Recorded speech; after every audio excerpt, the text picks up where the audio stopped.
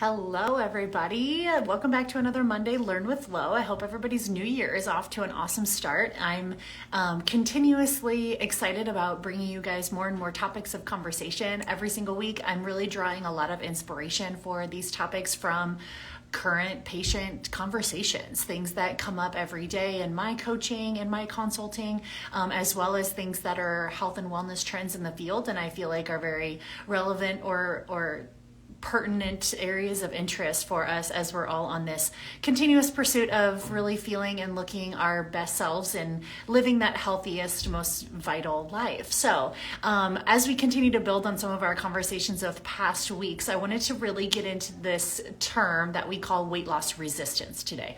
You guys may have heard this term before. I feel like it's being used more and more commonly to really describe a space where somebody is feeling very, very frustrated with their overall weight loss journey, especially when they feel like they're putting in the work or the effort, but their efforts aren't matching the outcome that they would expect to see on a scale or what they would expect to see in terms of body composition changes. And then I think there's a little bit of a misnomer here of people kind of overusing the words weight loss resistance and what it truly means, and how we define weight loss resistance in more of a clinical setting.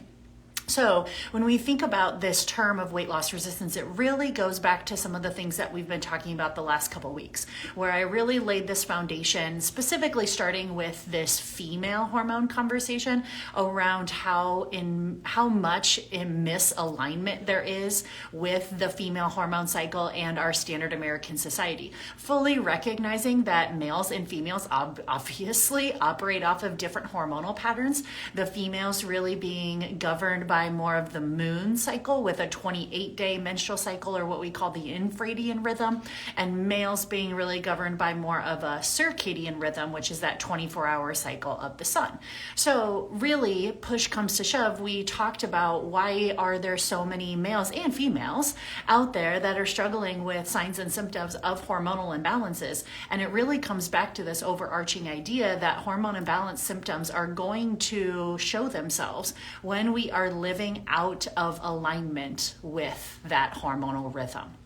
So there's lots of different things with our lifestyles today, what we eat, when we eat, how we eat, what we're not eating enough of, how we're moving our bodies, relationships with sensories like light and noise, as well as things like toxin exposure, alcohol, caffeine, I mean, you name it, right? There's so many different things in our overall lifestyle today that if we're not careful about how we use and manage these things, we can actually be living in a way that's out of alignment of our natural hormonal rhythms. Sure, we can do that for a few days, weeks, months. Our body is built for some sort of resiliency.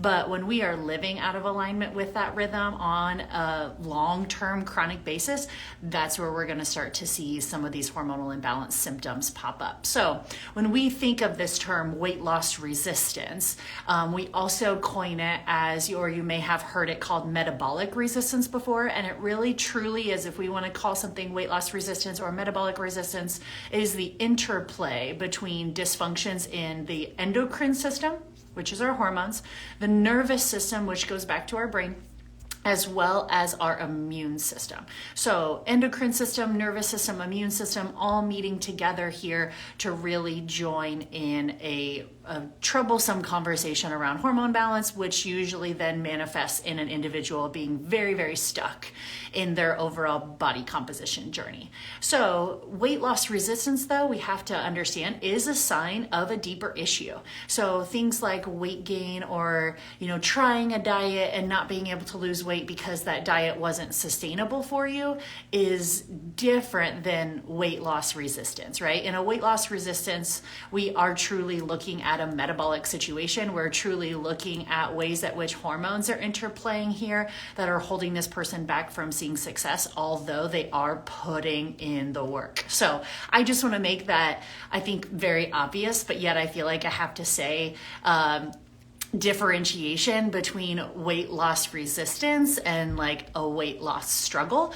If you've just struggled finding a pattern, whether it's a dietary strategy, a nutrition strategy, an exercise strategy that you can be consistent with, That's different than somebody that's, like I said, truly putting in the work, doing what they feel are all the right things and not seeing success. So metabolic resistance is a truly hormonal interplay here, right? And there's lots of different ways that we can kind of determine between the two. Like, is it weight loss resistance, or is it just me not connecting or being able to find something that I can be consistent with? There's lots of different things that we can look at under the hood to kind of define this more clearly. So I guess if we had to give it kind of an overarching definition, that weight loss resistance is when no amount of cardio, no amount of training, no amount of dieting, restricting, eat less, move more, fat burners, appetite suppressants lead to any sort of body composition change in either their weight stalls, or they might even continue to gain weight.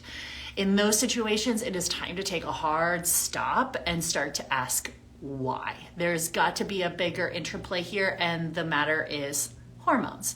So when we go back to this conversation of like, okay, this metabolic resistance, this weight loss resistance sounds like me, this is something I'm definitely struggling with, where does this come from? And so in that big summary conversation, going back to what we've identified the last couple of weeks with our conversations here on our Learn with Lo series, is when you are living out of alignment to your body's natural hormonal rhythms. This goes for males and females. So anything that really throws us off of our circadian or infradian rhythm as males and females will impact or lead to long-term metabolic resistance or weight loss resistance. So what are some of those things? Any number of the following can contribute to this pattern of weight loss resistance. So it could be years of chronic dieting, fad dieting, yo-yo dieting, under eating in general, or what we call low energy availability. In those situations of chronic low energy availability, the body has to make compensations because it's not going to let you just die or pass out. So in that effort to make compensations, we get hormones involved, like satiety hormones, like fat storage hormones, to try to right the ship. Right? So we cannot live in this state of chronic dieting, chronic underfueling, or low energy availability, because we will start to contribute to those patterns of weight loss resistance or metabolic resistance. Things like skipping meals, or those skipping meals even leading to binge eating. So kind of the two different extremes, both under eating or skipping meals or overeating, binge eating, can also contribute to metabolic resistance over time. Blatant nutrient deficiencies. We're talking deficiencies in certain vitamins and minerals, which act as cofactors for a lot of these energy production reactions, and our hormones require vitamins and minerals to do their thing. Poor sleep, specifically like really erratic sleep times or wake times, like you sleep until 10 on the weekend, but then you have your alarm goes off at 5:30 or 6 on the weekdays, or you go to bed at midnight during the week and then you stay up until 2 a.m. on the weekends. Like, just really erratic sleep and wake times can really impact those hormonal rhythms as well. What we call sensory exposure. So lots of artificial light. I never get outside. I never see sunlight on my face. I'm in front of TV screens and computer screens all the time. So kind of that blue light exposure can throw us off. Chronic unmanaged stress, as well as a poor relationship with caffeine or alcohol. So all of these things combined, we can kind of check down the list. It's like, okay, how many of those things are part of kind of my day-to-day experience, and are those throwing me off of my natural circadian or infradian rhythm as males and females? Because if the answer is yes, then over time that is going to lead to this situation of metabolic resistance or weight loss resistance. So what does this feel like? What are some of the symptoms? How will we maybe know that we might be struggling with a weight loss resistance picture? Usually elevated blood sugar. That could be an elevated fasting blood sugar, elevated hemoglobin A1C, even elevated fasting insulin. This can happen despite the fact that this individual might be even eating keto or low carb or low calorie. I see this very, very frequently where individuals come in and they're like, I don't understand why my blood sugar numbers are sky high, like I eat keto. I'm like, that's why they're sky high, right? So we have to kind of go back and really piece that together for them of what their body is trying to tell them with that. Other things that you might experience with weight loss resistance are digestive issues, chronic bloating, reflux, gas, irregular bowel movements, low sex drive, fatigue, insomnia. Also, when we start to think about things like individuals that still feel hungry after meals or crash between meals, individuals that feel like they constantly kind of need to be snacking to keep their blood sugars up, individuals that crave sweets after a lot of their meals, anxiety, unstable mood, brain fog, menstrual irregularities, and then obviously weight gain, like persistent weight gain, no matter, like I said, what I do, what I try, what I stick with, not going anywhere, right? So a lot of those things that I just listed off might be part of your experience, right? And if so, then there's definitely that underlying metabolic resistance or weight loss resistance picture there that you want to look at. And again, we established day one, no amount of eat less, move more, restricting, and appetite suppressants are really going to fix this picture. You have to zoom out, look at the big picture of where have we kind of created this metabolic resistance, because that's probably going to give us our solution and our path out of it, right?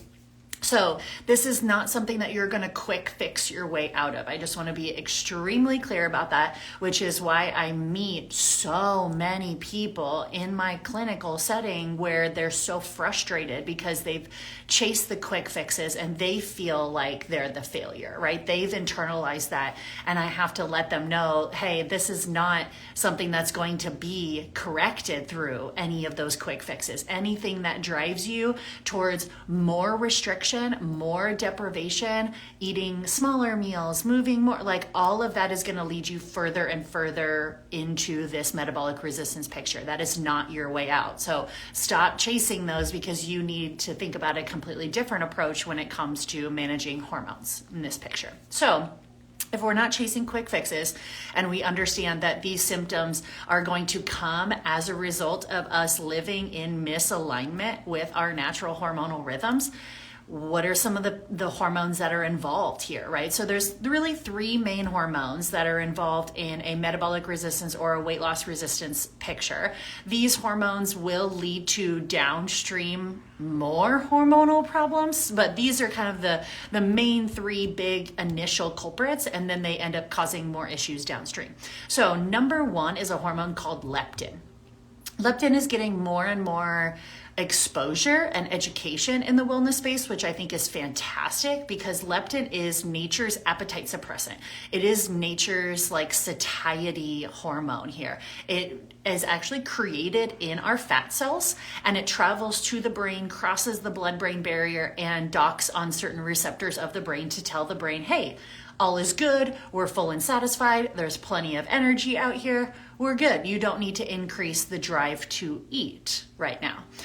The hard part is under these states, like when we get into a state of gaining body fat quickly, living out of alignment of our circadian rhythms, now all of a sudden we get this condition called leptin resistance, where our brain is getting flooded with leptin. The body's trying to say like, we're done, we're good, all is great. But because of that resistance factor, the leptin's getting into the brain, but the brain's not responding to it. So these are usually individuals that have a lot of leptin resistance, are individuals that probably struggle more with high appetite, more like binge eating type patterns. They don't feel satiated by meals. They're constantly hungry after meals or hungry between meals. They may have even downstream like insulin resistance, fatty liver, high cholesterol, infertility issues, all of that jazz. So leptin is one of those that I think it doesn't get enough attention, but because leptin is a circadian hormone, it is regulated by the light and dark cycle of the sun, we have to really regulate things like circadian rhythm in order to regulate leptin. So leptin is one of those big hormones that is really kind of driving some of that like urge to eat, or some of those cravings and some of those more overeating type patterns for individuals that are struggling with weight loss resistance. Hormone number two that's involved here is cortisol. Cortisol is our body's stress hormone, right? So cortisol is released in response to any perceived, unperceived, internal or external stressors, as well as blood sugar lows. So when our blood sugar goes too low, we do, like I said, we're practicing like skipping meals, going long periods of time without eating. We're playing around with inappropriate fasting windows for ourselves. Cortisol's job is to keep us from passing out, right? So its job is to go out into the bloodstream and find energy or create energy out of nothing where food isn't coming in, right? Cortisol will do this, but it doesn't do this for free. It takes out what I call like an IOU. So there's going to be some downstream consequences and costs of utilizing cortisol as a means of blood sugar stabilization. We should try to do that as much as possible through our food and our lifestyle so that cortisol doesn't have to do that for us, because cortisol is a catabolic hormone. Its job is to rummage and try to break things down, and one of its favorite targets is muscle mass. So the more cortisol we have, the more we're breaking down muscle mass, the lower our basal metabolic rate, and now all of a sudden we have a real big challenge of regulating overall body composition because we're lowering our basal metabolic rate. Hormone number 3 that's in this picture of weight loss resistance is insulin. You guys may have heard of insulin before. Insulin is our body's fat storage hormone. Yay, we love him for certain reasons, but insulin's job is to take energy coming in from food and get it into the cells where the cells can do what they need to with it, right? Run cellular processes, create ATP, all sorts of good stuff. So insulin doesn't just rise in response to carbohydrates. That is a really big, I think, misunderstanding. I would say the biggest insulin response is from carbohydrates, but we still get an insulin response when we eat protein. We also still get a small insulin response when we eat fats. So regardless, insulin's job is to take the digested food and shuttle it into the energy cells. The problem becomes when we have more energy coming in than we can utilize at one time. Then all of a sudden, insulin's job is to find a way to store this potential energy. So it shuttles the food back to the liver, where the liver converts it into a triglyceride, and boom, we store it as fat. So between leptin, insulin, and cortisol, we kind of have 3 main players here that are creating this weight loss resistance picture.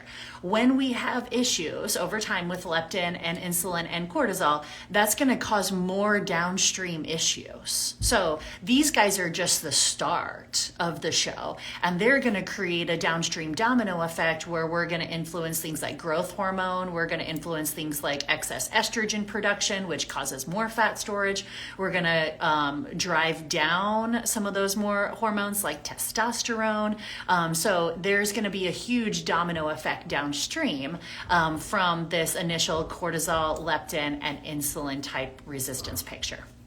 So all hope is not lost, though. This is really where I would say the hormonal regulation and hormonal restoration picture really shines, because while there's, like I said, not necessarily a quick fix factor for this, because this, like I said, this weight loss resistance picture was created by a situation where we had a chronic misalignment of our diet and our lifestyle to our body's natural hormonal processes. So it's really just about coming to the table and starting to create an understanding of how your body works. How does my natural hormonal cycles rhythm throughout the day, and how can I get closer to that? How can I build my day around what I eat and when I eat and how I eat and how I sleep and how I move and how I fuel myself, or how I use things like caffeine or alcohol, or how I expose myself to light and all of that stuff. Like, how does that really play into building a lifestyle that now lives in alignment with your natural hormonal rhythms? And now we have a way out of this weight loss or metabolic resistance picture. This is not going to be corrected by more restriction, more deprivation, more diets, more boot camp workouts. So know that this is really where I would say more of the hormone restoration, call it more of the functional nutrition side really shines, because it is going to be a multifaceted approach, right? As we talked about, there's more than one situation or more than one habit or lifestyle factor that probably got us into a weight loss resistance or a metabolic resistance picture. So it's going to take more than one thing to get out of it, right? It's not just food. It's not just sleep. It's not just exercise or just stress. It's going to come as a multifaceted approach to it. So this will be a solution of some nutritional strategies, making sure that our nutritional strategies are sufficing some baseline metabolic needs. Your nutritional strategy has to balance blood sugar. No, that does not mean cutting out carbs, because then you cut out fiber and you cut out minerals, which is like the opposite of balancing blood sugar. So your diet needs to balance your blood sugar. Your diet needs to correct any underlying nutrient deficiencies, right? as well as it needs to lower inflammation. So thinking things like polyphenols, antioxidants, all of that good stuff. Secondary approach is going to be some lifestyle considerations. We need to make sure that our exercise and our movement and our sleep is also in alignment with our overall natural hormonal rhythm. Maybe there's some adjustments we need to make in how we live throughout our day, our exposure to things like sunlight or artificial light, and also how we might time or use things like caffeine and alcohol. And then, of course, this is also going to be a great spot for utilizing some strategic supplementation as well once you kind of have those big rocks in play first. So I wanted to at least give you guys a little bit of define our terms here around this weight loss resistance or metabolic resistance picture, so that one, you guys are more educated on being able to recognize these types of patterns either in yourself or in friends and family that might ask about it. But also I want you guys to know the way out. I think that's probably the biggest misconception out there is I see so many people, and the more that you struggle and the more and more effort that you're putting in and not seeing return on investment, it really just makes you want to or think that you need to do more, when in reality you don't. You need to put a spoke in the wheel of this crazy train that's going downhill really quick, and let's back out and ask ourselves why. What types of things are we doing in our day-to-day that might have gotten us into this situation? Because that's probably going to be our answer out. It's probably not a do more scenario. It's probably a work smarter, not harder type scenario, and get ourselves back into alignment with our natural hormonal rhythms, which is also why the whole concept of just even nutrition and hormone restoration is so customized and it's so nuanced, because even getting into alignment with your hormonal rhythms is going to be different from a male to a female. I'm going to have different recommendations of a 20-year-old male sitting in front of me and a 20-year-old female. I'm also going to have different recommendations of a menstrual cycling female and a menopausal female. Those two people sitting in front of me will have a different way of working out of a picture of weight loss resistance or metabolic resistance. So there's going to be a factor of age, gender, activity levels, current hormonal situation. You have to understand what phase of my life am I in, what hormonal rhythm does my body naturally want to be in, and how do I get closer to working with that, not working against that. And I think that that's probably the biggest misconception and biggest take-home message that I want for you guys as well too, is kind of this word of the year of 2023 of really being in alignment, and how much easier and more natural it feels to work on things like our health and our fitness and really play the long game with our health and fitness when we're actually working in alignment and we don't see it as a quick fix, or we don't see it as something that okay, I'll do this 30-day shred, but I'm so miserable while doing it that I can't wait for day 31 for it to be over. I'm then that probably is kind of a waste of 30 days right there, because you're living out of alignment of your overall hormonal rhythms. If you can't wait for day 31, then it's probably not a strategy I would dive into, right? So that's where I want you guys to feel more educated and more confident navigating those types of terms out there, and also feeling more empowered with having some tools and some resources to go to for answers. So if you're looking for any sort of one-on-one help or group coaching help in this overall hormonal journey, stay tuned for my Learn with Lo series every Monday. Tune in, and hopefully you'll get a nice clinical pearl or two, because like I said, I will be tailoring a lot of these from just conversations that I have with my current patients. If you're interested in some more individualized support, don't hesitate to reach out. If you want to work with me one-on-one, that is through an application process. You can go to the link in my bio. There is a application form to fill out there, and I will get back to you with the best candidates for that. So if you're interested in working one-on-one, go to the link in my bio. That'll be the best place to reach me. Otherwise, feel free to really just soak in all of my Learn with Lo moments, whether it's through posts or my weekly webinar series, and I'll hopefully get an opportunity to work with you in the future. Have a wonderful rest of your Monday, and we'll tune in next week.